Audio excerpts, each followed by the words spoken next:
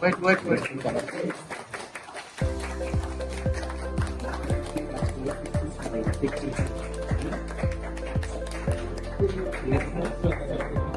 আলাইকুম ওয়া রাহমাতুল্লাহি ওয়া বারাকাতুহু। আপনারা এই মুহূর্তে যে কাজটি দেখবেন সেটা হলো Redmi Note 10। এই সেটের প্রবলেম হচ্ছে হ্যাং লোগো। দেখতে পাচ্ছেন জাস্ট এ সেকেন্ডে আসে আটকে রয়েছে, কোনোভাবেই আর সামনের দিকে যাচ্ছে না। পূর্বে আমার কাছে আনার আগে এই মোবাইলটি আরেকজন টেকনিশিয়ান ভাই ফ্ল্যাশিং করেছে, করার পরও সমাধান হয় নাই। ফার্স্ট টাইমে এটার সমস্যা ছিল রেডমি লেখা এসে দাঁড়ায় আছে, মানে ফার্স্ট লোগো হ্যাং। তারপরে সে ফ্ল্যাশ করছে, ফ্ল্যাশ করার পরে দ্বিতীয় লোগোতে আসার পরেও এটা কিন্তু সমস্যার সমাধান হয় নাই। দেখতে পেয়েছেন যে এটা অটো রিস্টার্ট নিল। পূর্বে Redmi Note 10 এই মোবাইল ফোনের হ্যাং লোগোর জন্য প্রসেসর রিবালিং করেছিলাম। প্রসেসর রিবালিং করার পরেও কিন্তু হ্যাং লোগো যায় নাই। পরে কিন্তু আমরা এটার জন্য সফটওয়্যার করেছিলাম। সফটওয়্যারের ফ্ল্যাশিং করার পরে এটার সমস্যার সমাধান হয়েছিল। যেহেতু পূর্বে এই মোবাইল ফোনে ফ্ল্যাশিং করেছে তারপরও সমাধান হয় নাই, সেই জন্য আমরা হার্ডওয়্যারের দিকে এটা কাজ করব। আর এই মোবাইলগুলো আসলে প্রসেসর থেকেই সমস্যা হয়ে থাকে। Redmi Note 10, Note 10 Pro, Note 10 Pro Max এরকম অনেক পোকো সেট আছে যেই মোবাইলগুলোর প্রসেসর থেকেই সমস্যা হয়। ফ্রন্ট ক্যামেরা কাজ করে না, তারপরে আপনার টাচ স্ক্রিন কাজ করে না, অডিও সমস্যা, ডেড ইস্যু, বিভিন্ন রকম সমস্যা হয়।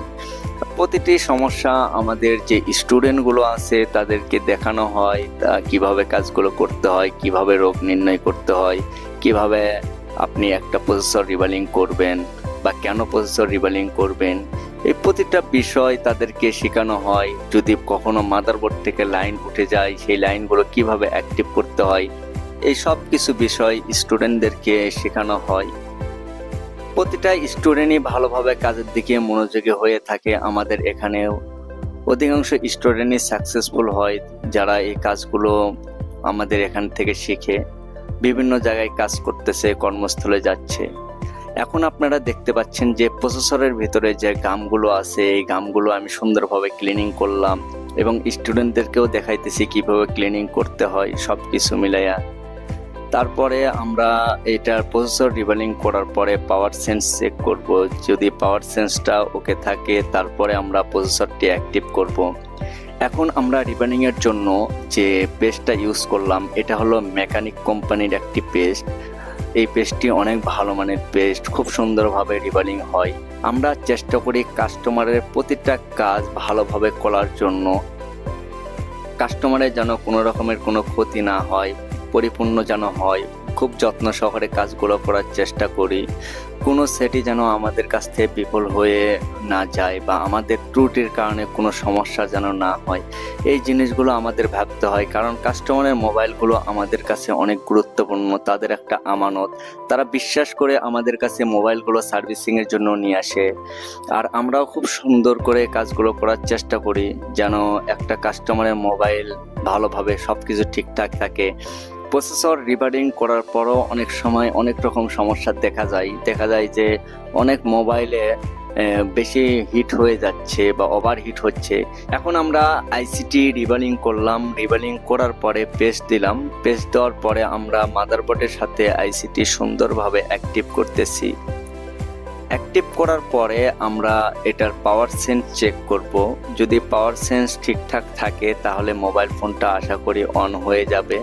পূর্বে যে সমস্যা ছিল এই সমস্যার সমাধান আশা করি হয়ে যাবে।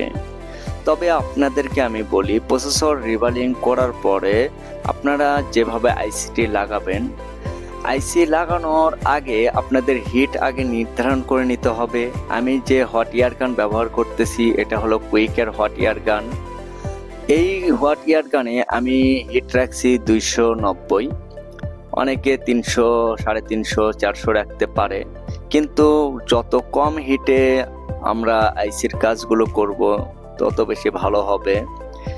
আমরা মাদারবোর্ডটি ঠান্ডা করে নিলাম। ঠান্ডা করার পরে পাওয়ার সেন্সটা চেক করতেছি। পাওয়ার সেন্স চেক করার পরে বুঝবো যে এটার আইসিটি ভালোভাবে অ্যাক্টিভ হয়েছে কিনা, কারণ প্রতিটা বল যদি অ্যাক্টিভ না হয় তাহলে বিভিন্ন রকম সমস্যা দেখা দিতে পারে।